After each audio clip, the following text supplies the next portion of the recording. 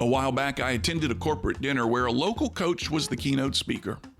The audience was full of admirers, all of whom had paid to attend this event, some of whom had driven upwards of an hour to be there. They were his disciples. They shared in the belief that he could do no wrong, and they were eager to learn why the season had ended in disappointment. The poor ending to the season, the coach said, was due to his players playing for themselves and not for the team. That about midway through the season, their attitude turned, and the team was no longer good enough for them. Rather than doing what they were coached to do, they did what they thought would elevate themselves. The coach watched it happen, he said, and was unable to stop it. He didn't have the roster depth to remove these players. Now, throughout the talk, he expressed thanks and gratitude to this room full of supporters, but his tone and his body language said something quite different. They said, "I wish I didn't have to do this. This isn't worthy of my time.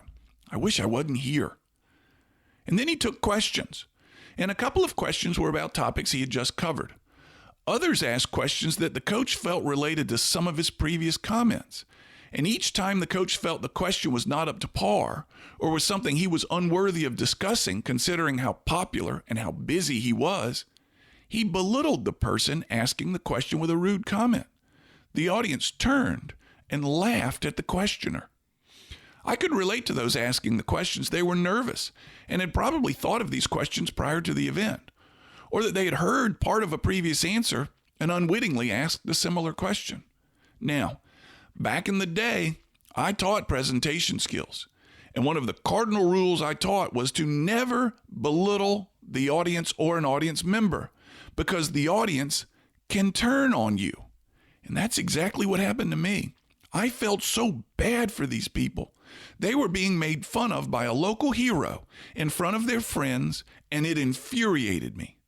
I unwittingly turned to those at my table, gestured towards the coach, and said, perhaps too loudly, "That guy is well, it's unrepeatable, but it rhymes with bass pole." The coach acted bothered to be there, uninterested in his fans, his supporters, his disciples.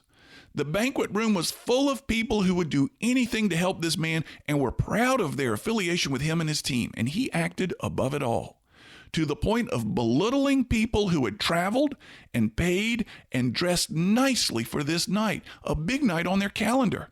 He acted too good for this group. He was behaving exactly like his players that he had described in his opening comments. Or maybe his players had started acting like him. I'm Cam Marston, and I'm just trying to keep it real.